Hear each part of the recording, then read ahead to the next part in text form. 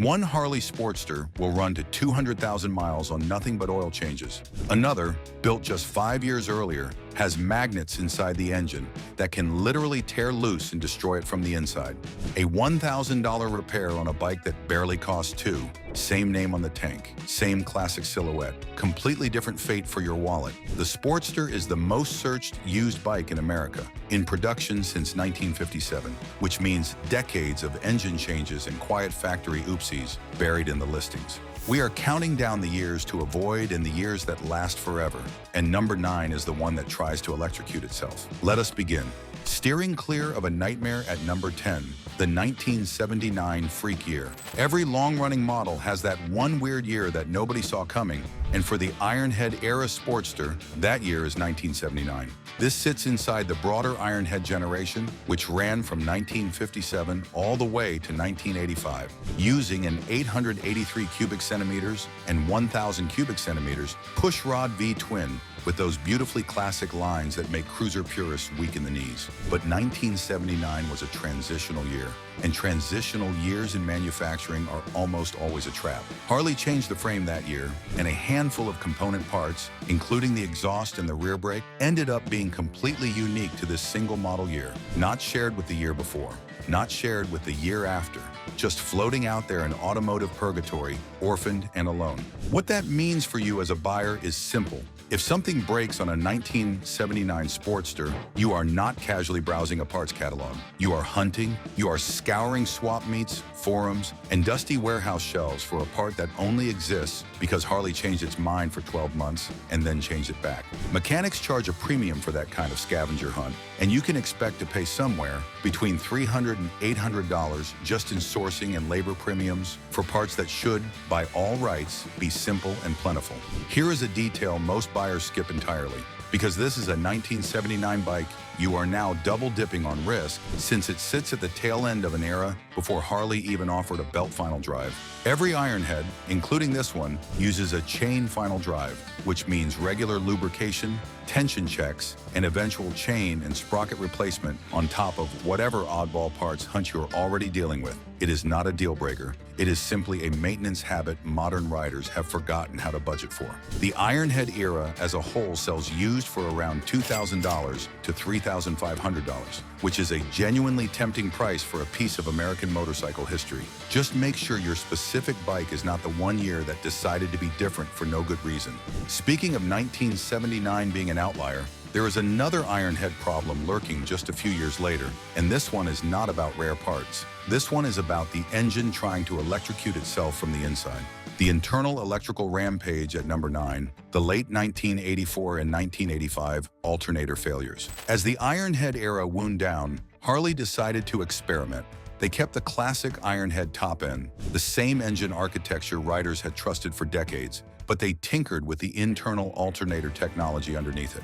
This is exactly the kind of late-era experimentation that should make any used bike shopper's eyebrows raise, because manufacturers rarely nail brand-new electrical systems on the first try. They did not nail it. The issue is genuinely dramatic once you understand it. Inside these late 1984 and 1985 models, the magnets embedded in the rotor cup can physically detach during operation. Once they come loose, those magnets go on a rampage inside the engine casing and effectively destroy the stator, which is the component responsible for generating your electrical charge in the first place. This is not a $50 fuse. This is not a loose wire you can crimp back together in a parking lot. This is a full internal electrical failure that takes your charging system down with it. Repairing this properly means replacing the rotor cup, replacing the stator, and paying the labor to get everything back in working order, and that typically runs $600 to $1,000. On a bike that might only be worth $2,000 to $3,000 total, that is a genuinely painful percentage of the bike's value just to fix one system. Here is why this particular failure catches so many buyers off guard. A failing stator does not always announce itself with a dead battery right away. Sometimes the first symptom is dim or flickering headlights at idle, or a battery that seems to drain faster than it should on short rides. Riders chase the wrong problem for months, replacing batteries over and over before anyone actually pulls the primary cover and finds loose magnets rattling around where they absolutely should not be. Here is the thing though, if you find a late 1984 or 1985 Sportster Where a previous owner already replaced the rotor and stator, you have essentially neutralized the one landmine hiding in this generation, and you are sitting on a genuinely charming piece of Americana for a very fair price. Before we move further up this list, if you are the kind of rider who likes knowing exactly which years to avoid before you hand over your hard-earned cash, do us a favor and hit that subscribe button right now.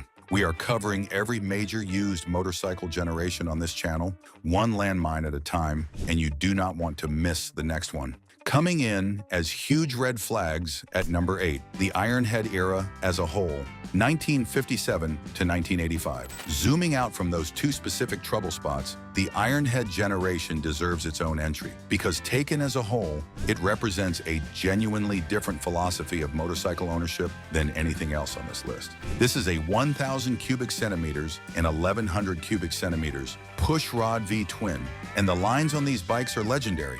This is the silhouette people picture when they close their eyes and think classic Harley, but that classic look comes with a classic level of involvement. These engines require frequent, hands-on mechanical maintenance. This is not a bike you buy and ignore for 6 months. This is a bike you develop a relationship with, complete with regular valve adjustments, points and timing fettling, and the kind of attention that modern riders sometimes forget motorcycles used to require. Part of that involvement comes from the valve train itself. Ironhead engines use solid lifters, meaning valve clearances need to be periodically checked and adjusted by hand with feeler gauges, the old-fashioned way. Compare that to nearly every generation that comes after it on this list, which eventually adopted hydraulic, self-adjusting lifters that never need manual attention. That single difference is a genuinely useful shorthand for how much shop time an Ironhead demands compared to its descendants. If you are mechanically inclined or you want to become mechanically inclined, an Ironhead is an incredible teacher. If you want to twist the key and ride off into the sunset without a second thought, this is probably not your generation. Used prices for the Ironhead era typically land between $2,000 and $3,500, which remains one of the more affordable entry points into genuine, vintage Harley ownership. Just budget extra time in your garage and possibly a shop manual that has seen better days. After 1985, Harley moved on to a completely new engine architecture, one that promised to solve a lot of the Ironhead's quirks, including that manual valve adjustment ritual. Except the first version of that new engine came with its own set of growing pains, and those growing pains created what riders now affectionately call the bastard child generation, raising concerns at number 7, the early evolution, 1986 to 1990. In 1986, Harley introduced the Evolution engine, available in 883 cubic centimeters and 1,100 cubic centimeters displacements. This was supposed to be the modern leap forward, and in a lot of ways it was. The Evolution engine moved to hydraulic, self-adjusting lifters, which meant the constant manual valve checks of the Ironhead era were finally gone. But this first generation of Evolution still used a 4-speed transmission, and it came bundled with a service trapdoor design that made routine maintenance more of a chore than it needed to be. Because this was a relatively short production run before Harley 𝗕𝗓𝗬𝗘𝗏 the formula, parts for this specific window are unusually hard to find today.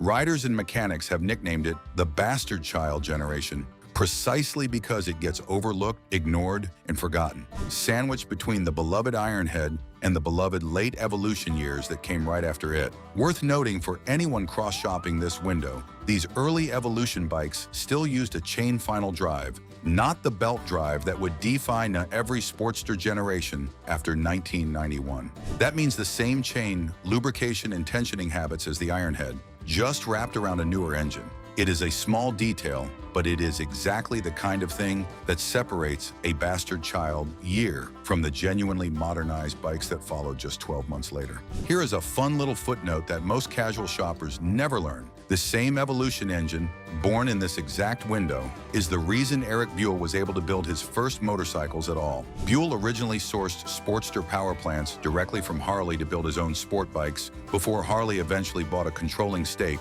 in the company outright. So if you are riding an early Evolution Sportster today, you are technically sitting on top of the same basic architecture that kicked off an entire spin-off brand. Not bad for the bastard child of the family.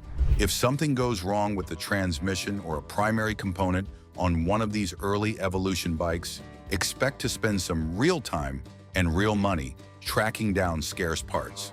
Typical repair costs for chasing down these components run $400 to $800, and that number climbs the longer a part stays out of production. Used prices for this generation sit at $2,500 to $4,500, which puts it right in the same neighborhood as the much more celebrated years that follow it. That is worth remembering. You could pay similar money for the awkward middle child, or you could pay similar money for what riders consider the golden age of the Sportster. We will get to that golden age very soon, but first, Harley made one more infamous mistake nearly 2 decades later, and this one involves an entire engine getting split in half just to fix a transmission. Coming through at number 6, rubber mount carbureted, 2004 to 2006.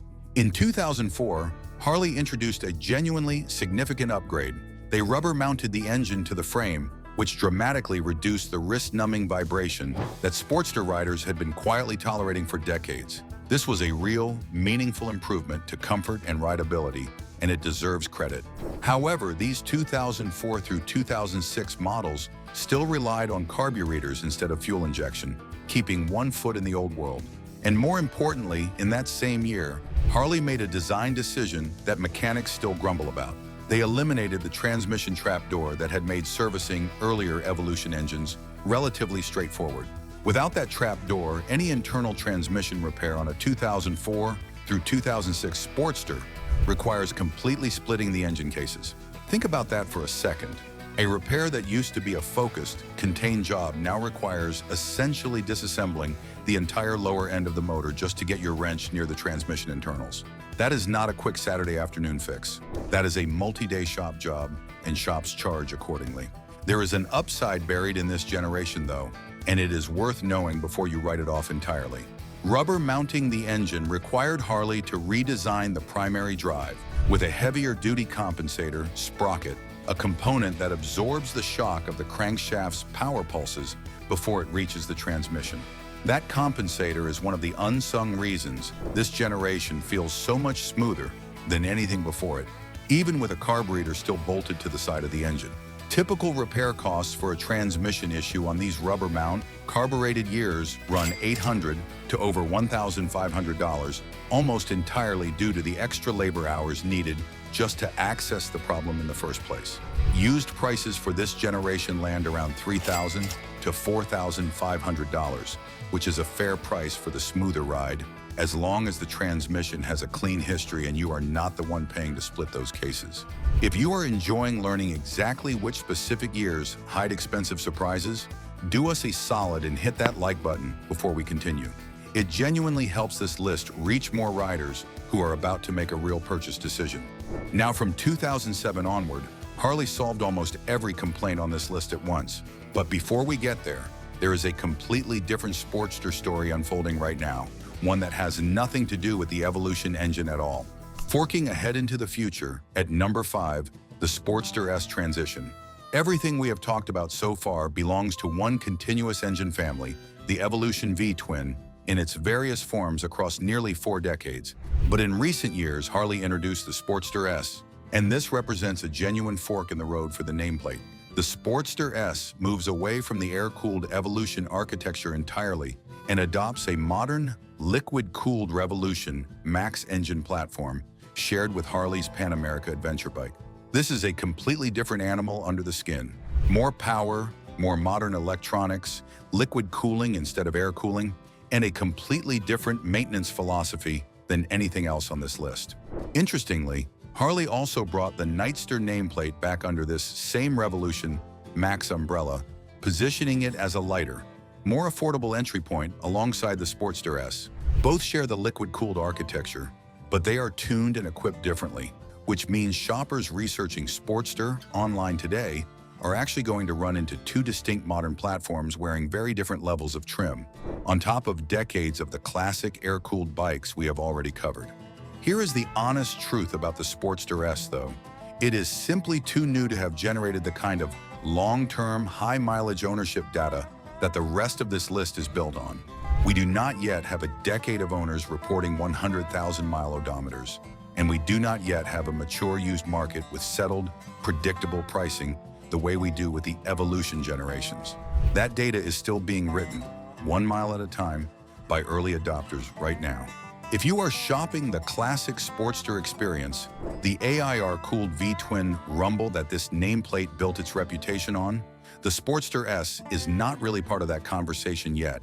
But if you are curious about where the nameplate is headed next, it is worth keeping an eye on. For now, though, let us get back to the tried and true evolution generations, because there are some universal warning signs that apply no matter which year you are looking at. Standing on business at number 4, the checks that apply to every single Sportster. Regardless of which generation you are cross-shopping, there are 5 specific things you should physically inspect before handing over a single dollar, and ignoring any one of them can turn a great deal into an expensive lesson. First, check for base gasket leaks. This is a well-documented weak point specifically on Evolution motors. Get down low and inspect the bottom of the cylinders for weeping oil or wet spots. It is one of the easiest things to spot and one of the easiest things for a seller to hope you do not notice. Second, listen closely to the primary chain tensioner, especially on rubber mount models. A loud rhythmic slap from the primary case is a telltale sign. On 2004 and newer bikes specifically, the automatic primary chain tensioners are known to wear out prematurely, and that slapping noise is your early warning system.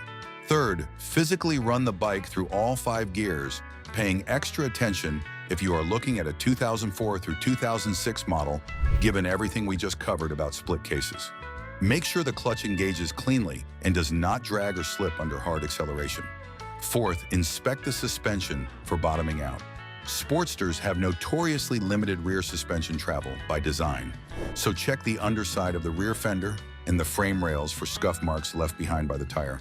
That is physical evidence the shocks have been overworked and possibly failed. Fifth and finally, lift the front wheel off the ground and turn the handlebars lock to lock, checking the steering head bearings. You are feeling for any notchy, gritty, or binding sensation in the neck bearings, which indicates where that will only get worse. Beyond those 5, add 2 quick paperwork habits to your routine. Run the VIN through the NHTSA recall database before you buy, since Harley has issued various model-specific recalls over the decades, and a quick check costs you nothing but a few minutes. And on any Sportster running a belt final drive, meaning 1991 and newer, physically inspect the belt itself for cracking, glazing, or missing teeth, since a worn belt is a cheap thing to replace now and an expensive thing to ignore later. Master these checks and you can walk into any Sportster generation with genuine confidence. Speaking of confidence, once fuel injection entered the picture, the entire rubber mount generation became significantly easier to trust. And that brings us to a genuinely excellent stretch of Sportster history. Coming in as number 3, rubber mount evolution as a whole, 2004 to 2022. Taking a step back and looking at the entire rubber mount evolution era as one long generation, spanning an astonishing 18 years of production, this is where the Sportster platform truly matured. The 883 cubic centimeters and 1200 cubic centimeters evolution V-twin got rubber mounted into the frame for a massively smoother ride, and then in 2007, Harley added factory electronic fuel injection, which solved the cold start fussiness and throttle response quirks that carbureted bikes are famous for. The 2007 fuel injection upgrade is a genuine dividing line within this generation. Before it, you are dealing with carburetors, choke levers, and the seasonal ritual of syncing everything up after a long winter of sitting. After it, you twist the key and the bike simply starts in any weather and runs cleanly for hours on the highway without the wrist-numbing vibration that plagued earlier Sportsters. Around the same period, Harley also began adding emissions-related hardware, including an evaporative emissions canister to keep pace with tightening state and federal standards. It is a minor addition mechanically, but it is worth knowing about if you live in a state with strict smog inspection requirements, since a missing or disconnected canister on an otherwise clean bike can occasionally raise a flag during registration. This 18-year stretch is also where Harley leaned hardest into variety.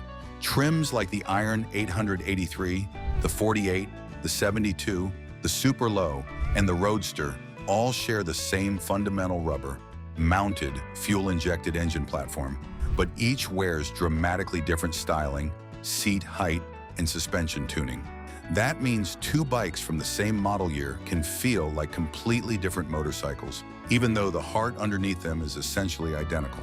And while we are on trims, the 48 deserves a quick explanation, because the name confuses almost everybody who is not already a Harley nerd. It has nothing to do with the year it was built. It is named after the small, squat, peanut-style fuel tank, a design Harley first used back in 1948, which holds a modest 2.1 gallons of fuel. That tiny tank looks fantastic and keeps the bike compact, but it also means you will be making friends with gas stations far more often than owners of the standard iron 883, which carries a slightly more forgiving 3.3 gallons. Pricing reflects that dividing line clearly.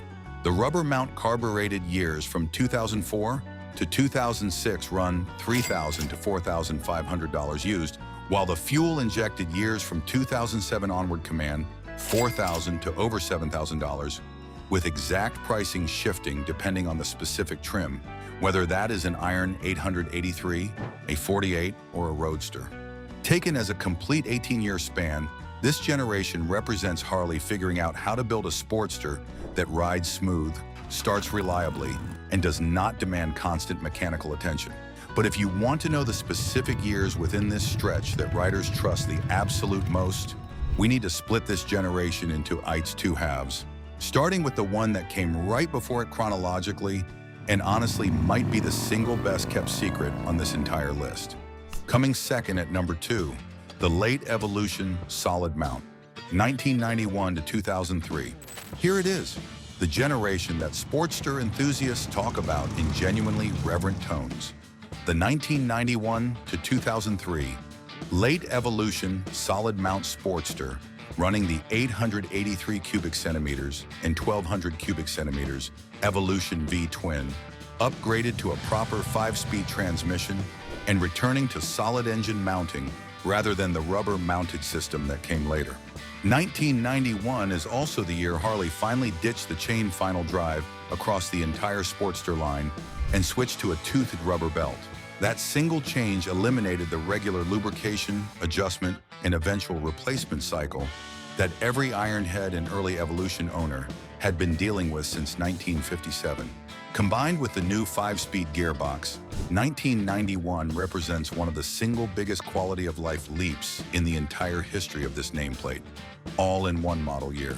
Why does solid mounting matter here? Because it makes the entire frame highly rigid, which is exactly what you want if you are the type of rider who likes to strip a bike down, customize it, or repair it yourself. The transmission on these years also kept the removable trapdoor that made servicing genuinely straightforward. Years before Harley eliminated it in 2004 and turned routine transmission work into a full case-splitting ordeal.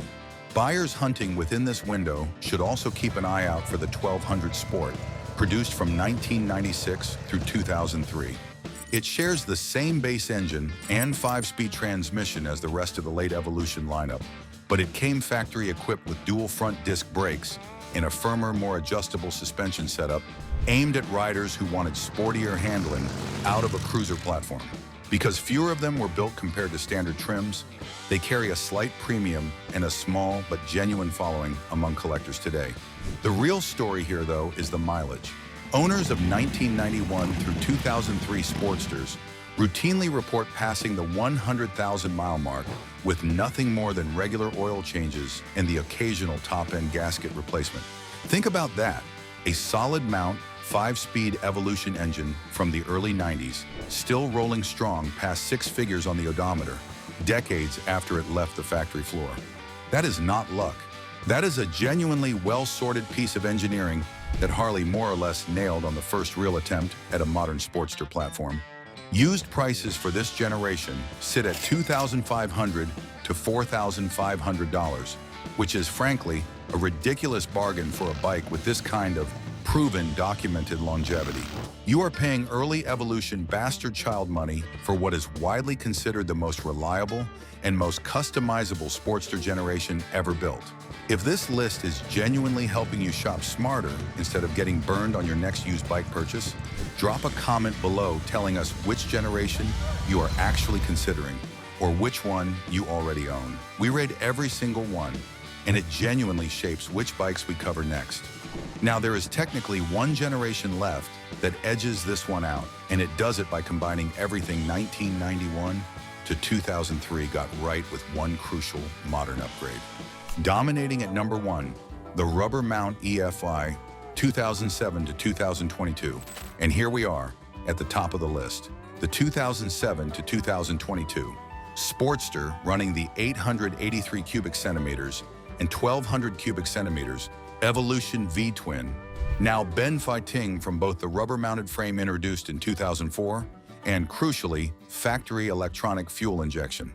This is the combination that turns a good motorcycle into a genuinely effortless one. The rubber mounting takes the wrist-numbing vibration that 𝗕𝗨𝗬𝗜𝗍 earlier Sportsters and essentially erases it, letting you comfortably ride on the highway for hours at a stretch. The fuel injection means you twist the key and the bike fires up instantly, in cold weather, in hot weather, without a choke lever, without a warm-up ritual, without any of the seasonal fussiness that carbureted riders quietly accept as the cost of doing business. Within this window sits one genuinely special outlier worth flagging for performance-minded shoppers, the XR1200, built from 2008 through 2012. It borrowed its name and its visual attitude from Harley's legendary XR75 flat track race bike, and it backed that attitude up with dual front disc brakes, firmer suspension, and a more aggressive riding position than any standard Sportster of the era. Fewer were sold compared to mainstream trims, which means clean examples today carry a small collector premium over a standard 1200 from the same years. But they represent the sportiest, most track-inspired direction this platform ever took. Harley also used this generation to roll out several anniversary editions worth flagging if you stumble across one, including special 105th and 110th anniversary Sportsters. These typically add unique paint, badging, and sometimes a few chrome upgrades over a standard trim of the same year. And while the mechanical guts underneath are identical to any other rubber mount EFI Sportster, collectors do pay a modest premium for the badge alone. If the seller cannot produce the factory documentation confirming it is a genuine anniversary trim, treat the asking price like a standard model, because the paperwork is really the only thing separating the two. And just like the solid mount generation before it, the mileage evidence here is genuinely impressive.